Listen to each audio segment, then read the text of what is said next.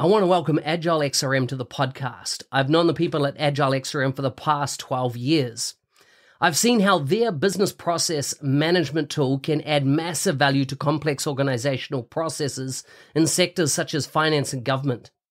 If you have complex processes or a need for dialogues on the Power Platform or Dynamics 365, take a look at how this BPM tool can add value. You can find them at agilexrm.com or check out the show notes for more details.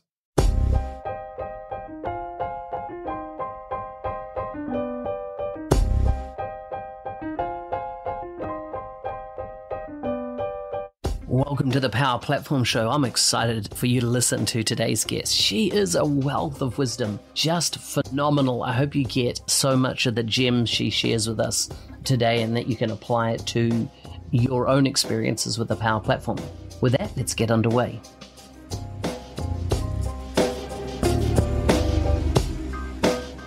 Today's guest is from Greater Bristol area in the United Kingdom.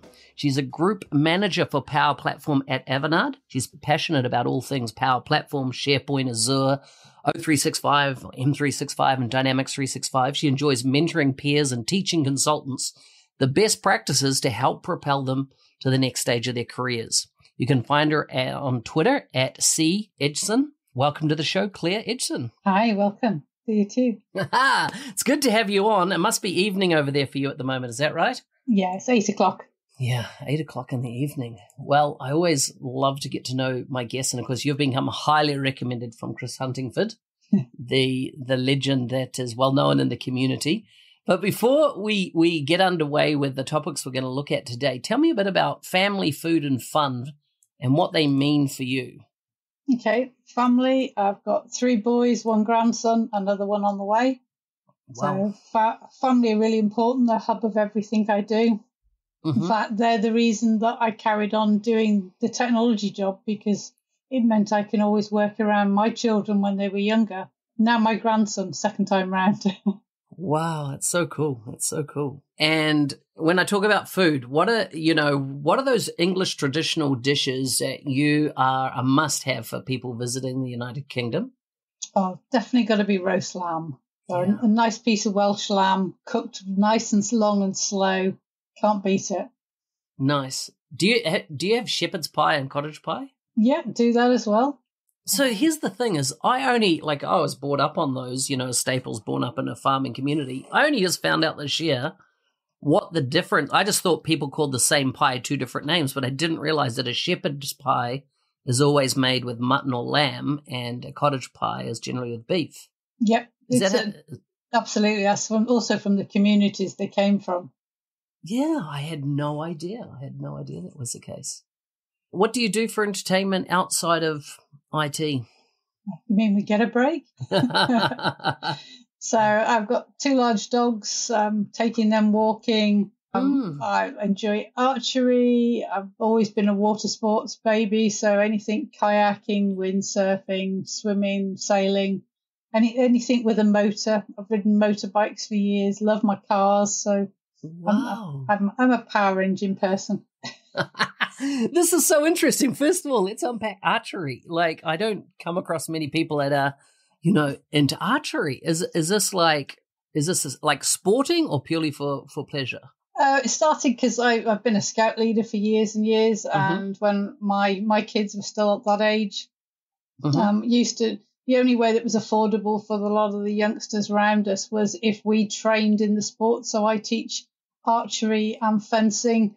I don't compete so much. I used to do a little bit, but it was mainly learning it and enjoying it so we could teach kids and those from underprivileged backgrounds without them spending a fortune on expensive instructors. Interesting. So scouts, this is another interesting topic. Is that, I went to scouts when I was a kid, and of course I've got children that will be growing up and, coming into that age. Is it still as popular as it was back in, for my case, the 80s and probably earlier? Or what's the situation with scouts nowadays? Yeah, I think it's more relevant than ever because kids spend so long on computers, social media. Yeah. But that actual, particularly for boys, that rough tumble, that doing things outdoors. I mean, I enjoyed it as a youngster when I was a kid. it was Girl Guides and Scouts, and girls couldn't be Scouts. Yeah. In the last 20 odd years, we've had plenty of girls come through Scouting that love the outdoors and the sports. Mm-hmm. It's particularly important for those kids who are slightly less academic. They can be the best climber, the best sailor, the best person at making and cooking the fire and everything, but they might not be your A-star student. So it's that lovely mix of being able to put the very academic kids that aren't sure outdoors with the very confident outdoor kids, and they're on that level playing field all of a sudden, that everybody's just enjoying being outdoors and camping. Yeah. Is there still the emphasis on like earning, the so on badges and so, because I've got a bit of excessive compulsive in my background, like how I operate. And of course, once I'd got to that top level of earning my badges, and I don't know, I feel like just in distant memory is that there was always the the person at each event was selected as the best, or if you like, you'd shine your shoes properly, you were tucked in, etc. Is that still part of the day-to-day?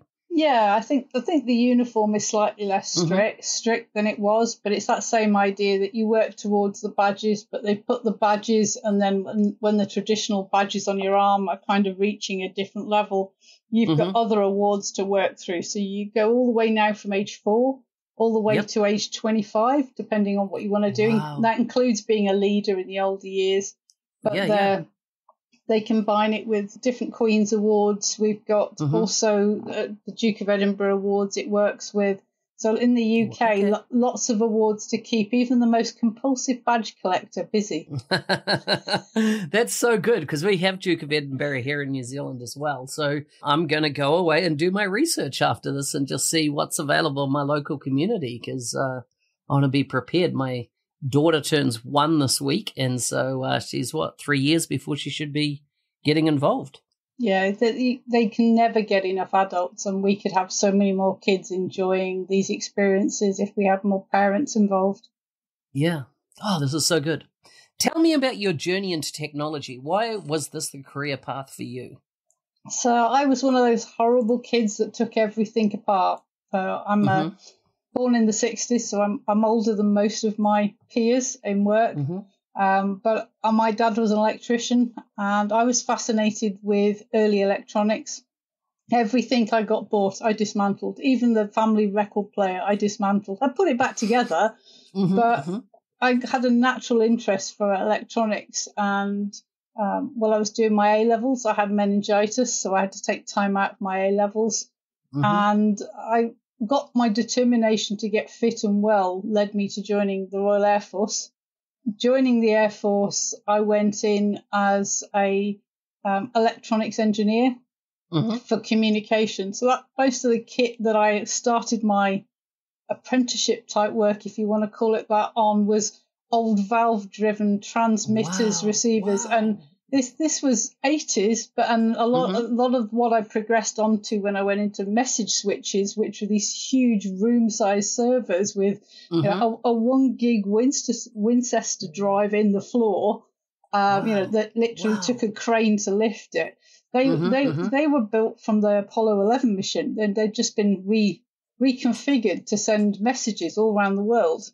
My job was to redesign the circuitry, because they were built on 3 foot by 3 foot cards at the time. We were condensing them down into something which seemed radical at the time, double-sided 1 foot square cards.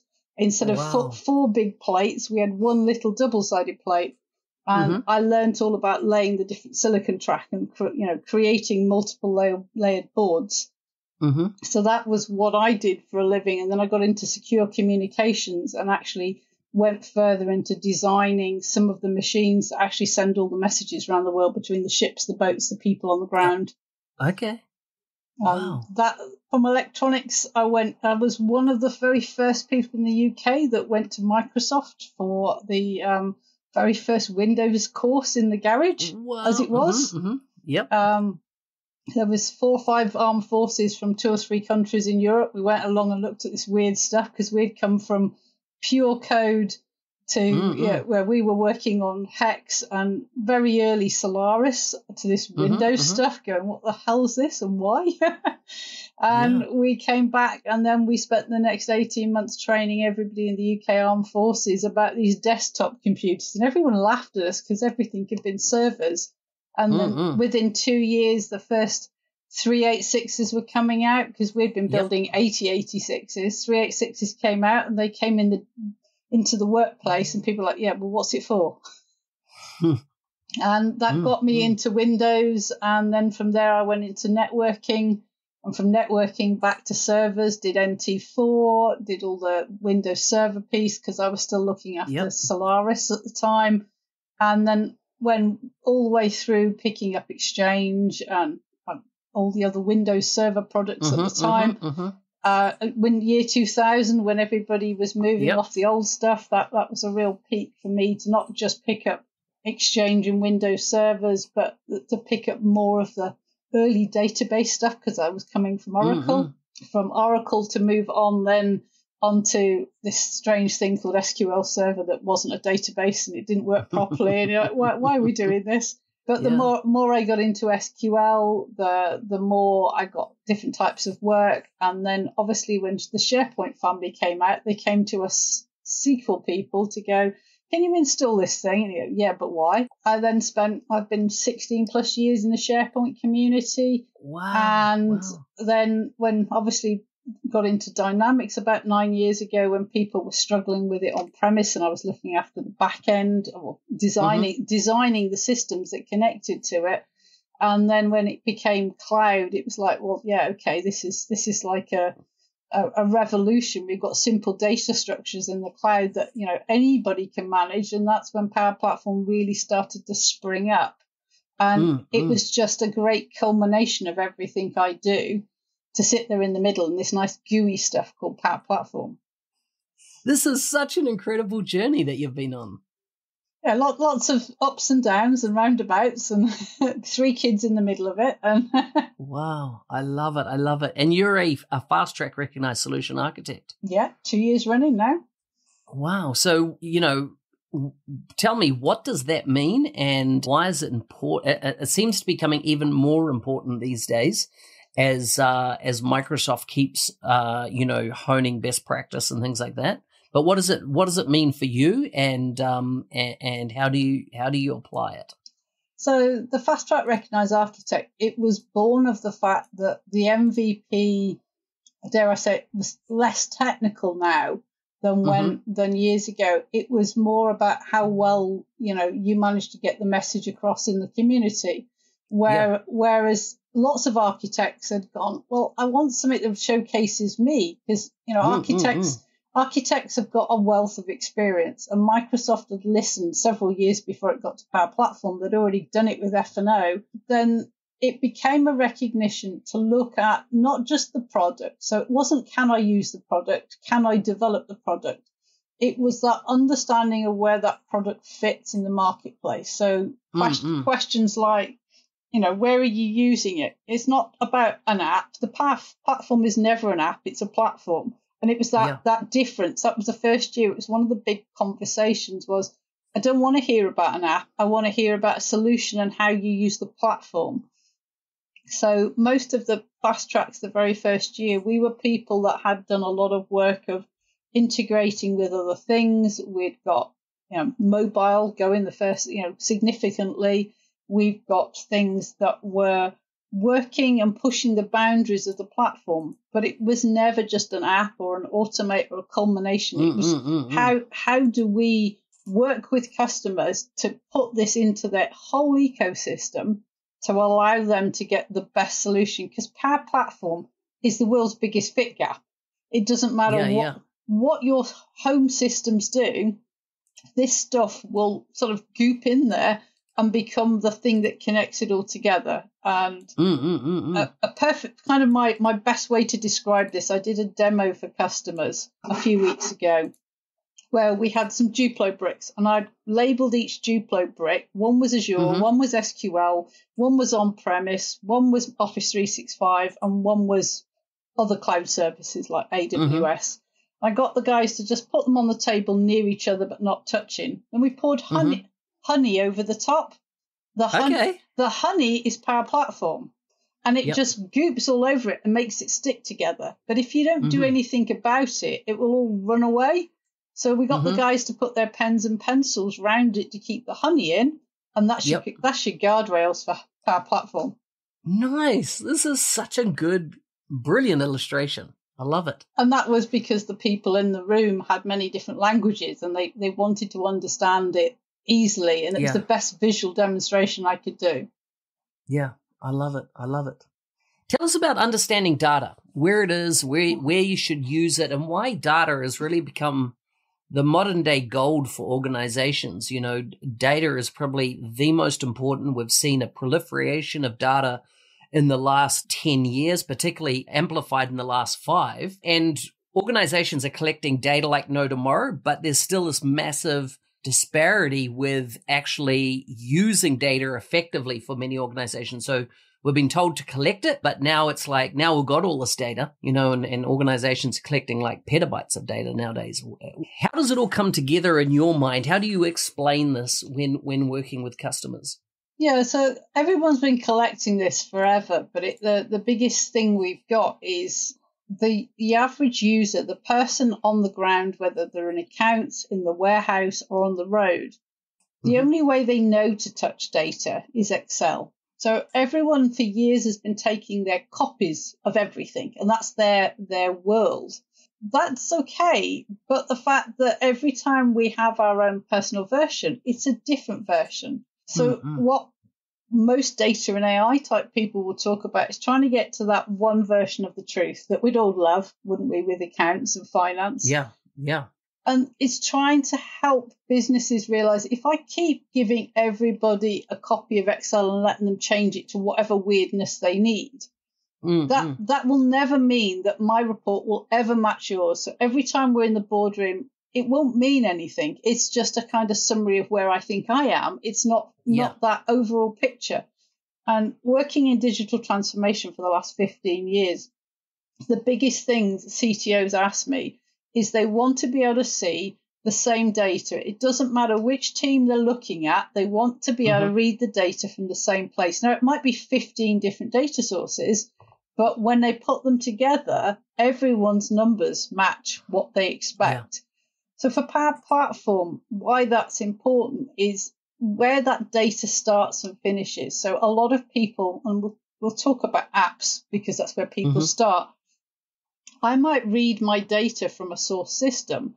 My user in my app will use that data to either make decisions, or they will add to it, or they will use that to make an adaptation to send to a further system. So we have to look at where that data's life cycle is. And before anybody designs anything, my first questions to them is, where does it start? What do you need it for? And where does it going to go? Because that will decide whether you should ever take it from its source system and whether you're actually going to write it back to its source system. It's that whole life cycle of understanding where it is.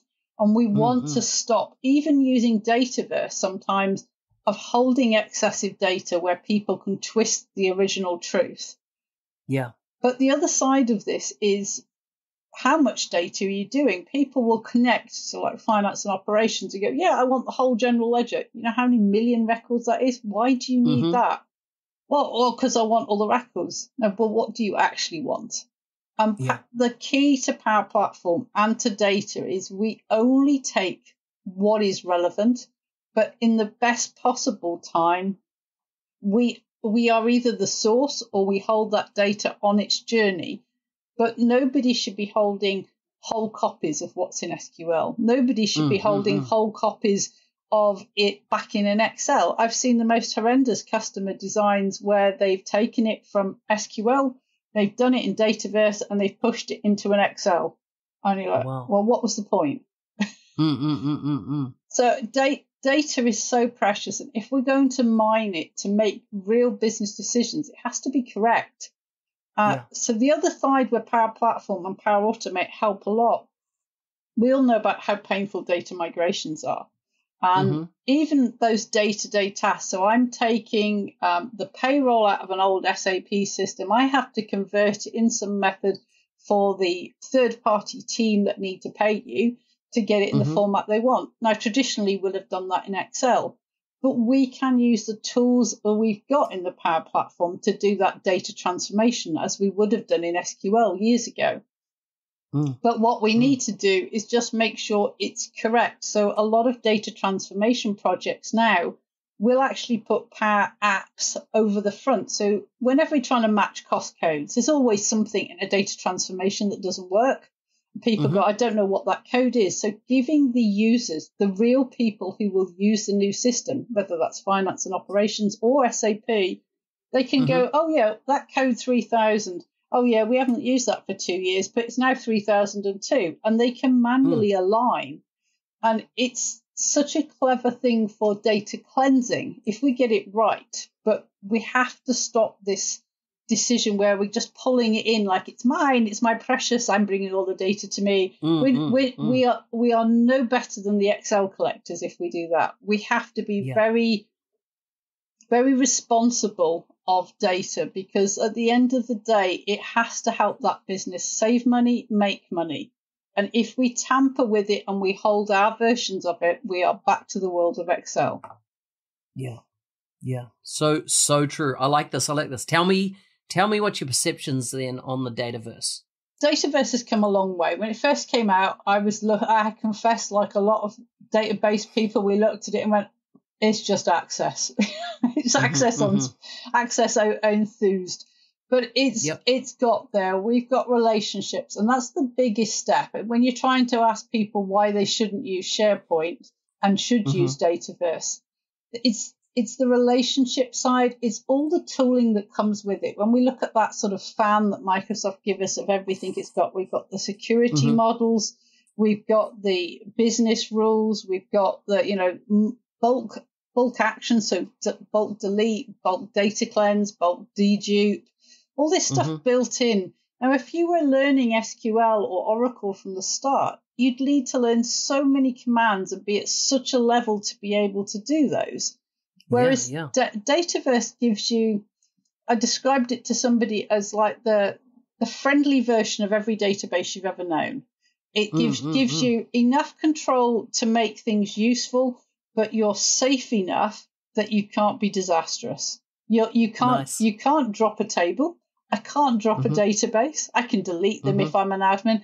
But it's that whole piece where everything, when you're beginning the world of databases, you want to know. I want to be able to make fields. I want to choose what field type. I want to have one-to-many, many-to-many relationships. I want to be able to choose a view that person or that app can see. I don't want them to see everything. I want a view. It's all in there and it's inbuilt, and it's often misunderstood. Microsoft have got some definite things to solve in that problem. So if I flip my slightly negative head on there, my personal biggest bugbear is most enterprise companies I work with, they have backup retention policies. Yep. Now, we can have retention in Dataverse by pushing it to data lakes or blobs. But from a backup and recovery, pure disaster recovery point of view, we get 7 days out of the box, which is pretty poor. And we can buy more. We can buy all the way up to 60 days, but it gets very expensive. But there's, unlike the old Dynamics, unlike any other Microsoft system, there aren't any third-party products. So Veeam, the biggest backup system in the world, they can't read Dataverse yet. They're working on it, but we can't even export it. So most big businesses say to me the most important thing to them, if they want to use Dataverse for enterprise, is they have to have a way to put their backup somewhere. They can't rely on the fact Microsoft have only given them 7 days. And that has to be the biggest thing. There's lots of other little quirks and things around how to understand the security model, but that is the biggest showstopper for major enterprises. We have no ability to back stuff up. Now, that's only key if we're using true Dataverse tables, really, because the apps can be versioned and saved. But it's still, when you're looking at that high level, CTO level, if I can't back that thing up, I don't want it. And I Yeah. think that's the biggest hole in their armour at the moment, because there's so many cool things we've got with Dataverse now, which makes it so easy for literally anybody to build anything. And I always focus more at the pro dev end, because they're the ones who get most frustrated, this low code, no code stuff. What's in it for me? Have you tried making this stuff? Do you know how many hours you can save doing this? Oh, yeah, okay. Well, now play with it. And once they've realised that, the languaging's slightly different. And yes, you've got to work a bit more on the forms in places. But for really quick spin up, create something, test a thesis, does it work? Can I give the business value in 24 hours? Yes. Yeah. This is so good. Now, interesting you talk about the backup being showstopper and enterprise. Back in 2013, I can remember engaging with a company that was working with the Australian Stock Exchange. And this was their biggest complaint about it, in the cloud, was that there was no ability to, and consistent way to do backups that were outside, what was available out of the box. And they wanted something much more robust than that, because their business would literally die if there was a failure in that area. And so they wanted that. In fact, there's often legal requirements as well for data to be backed up, etc. Yeah, exactly. Financial houses that we work with, it's their biggest showstop. And it seems such a silly thing. If Microsoft gave us the ability to export the backups, we could work around it. You could do so many things if we could export those backups nicely and be able to recover from them if I pushed it out to a blob, a data lake, on-premise, whatever. It's the fact that there is no way back. And the data lakes we use a lot of, I love playing with the analytics in the data lakes, where we're taking both app analytics, platform analytics, and taking, the data that's coming from what we're building in Dataverse to make snapshots and be really clever. And something as simple as I can take a backup of the data, but I can't recover from it in any easy way. And every business has a minimum time to be able to turn it round to come back up. Microsoft give you this 99%, it'll be fine. It's not Microsoft I have the problem with, and most CTOs don't. It'll be the fact that somebody, quite often somebody senior, deletes things they shouldn't have done, and always using the tools they were given. They're not doing anything naughty, and nobody remembers till the last minute before they're about to do a board report or a board presentation, and then where's all September's data gone? Oh, I didn't think I needed it. Can you just get it back up from me? No. Yeah. Because if it's past, so what are your thoughts on data security then with the Dataverse? It's very clever, but you have to understand it to make it work. Mm-hmm. So all the roles get a bit complicated. I find this when I'm trying to teach IT people. They've usually come from either SharePoint or they've come from SQL, and they're looking at this whole piece. They get field level security, they get field things and column securities. They understand the form part, but when you start going down that whole model for the security roles on not just the entities, but the functions, they all go, I just want a better guide. These four little coloured dots, they're not enough. I want to know exactly what this is giving me. The fact that I've clicked on Canvas app as an option, what does that mean? Where do I find out what that means if I give it to somebody? They get the read, write, share, little things people trip up over, the things in the roles with the append to about when I want to do lookups. But that's fairly well documented. But for IT people who are suddenly left in the mire of looking over this, the security levels, and there are many pieces to this puzzle, to understand your security starts at your environment level. You can put AD groups in there, protect yourself. You could use AD groups in teams, in AD security groups as teams, but that doesn't work fully right either unless I give those users access to the platform so they appear in that team. Wonderful logic, Microsoft. But there are lots and lots of pieces to the jigsaw puzzle, and again, I like pictorial anagrams about how to explain this. I explain this as the edge pieces of my jigsaw. If I can find the corners, we get the corners is can I get on the environment? Can I get am I a maker or an admin or a user? And we build up the corners, then we build up the side pieces. And then once you've got all the edges, then as a user and the day-to-day use and everything else you do as an admin are those pieces in the middle that finally fit in. You go, oh, that's what it's meant to look like. But I think there's a lot for people to worry about when they first start, because most of our customers, and like most people will deal with this, is they're not using Dataverse to start with. They might be using SharePoint or Excel or SQL or some other system. And they're like, but I don't know what the Dataverse bit's for yet. So I'm making everybody makers because I want everyone to make stuff. And yes, but you can use each other's connectors and you can use each other's flows if you do it the wrong way. Oh, okay. And then it's that whole piece. So people get so heavy into Dataverse when 60% of the world hasn't got there or isn't ready yet. We need to make this world really simple. I'm starting in IT and I've got 3 people building me something on SharePoint. What does that security model look like? Now I've got somebody that is using an SQL connector. What does that model look like? What do I need to give them? Now I've got a gateway and I've got a custom API. What does that look like? Okay, now I've got those sort of 3 fundamental different scenarios. Now I look at Dataverse. And what do I need to do different? It's quite a lot of little bits, but generally, if I've got that understanding of how do I deal with standard connectors, custom connectors, explicitly and implicitly shared connectors, Dataverse is a whiz after that. So it's like any new platform. So I had a SharePoint person bleating about it last week, and I went, go back to SharePoint 2010, which was it had been around a while by then. It should have been mature. Go back to that. You install that. You let that run free with minimum security. How much mess did you get? Oh, we had to rebuild it in 2013 because it was so bad.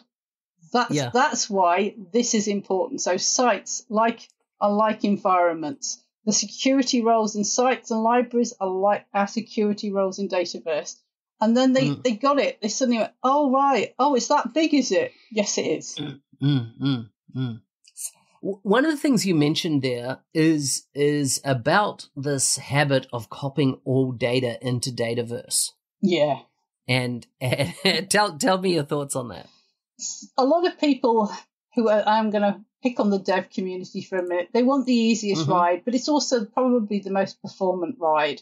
So they want that data to be in Dataverse because it's super quick and super easy to build with. But the minute we've taken, 100,000 tables out of a data warehouse with maybe 50 columns in that table, how much of that does the user actually need?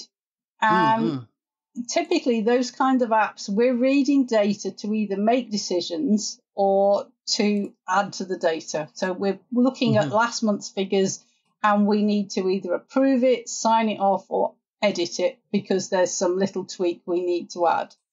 How much of that did I need to see? How much do I really need to drill down? And is that actually a better case for Power BI showing me the data in a visual and I just adding the right fields I need in a Power App?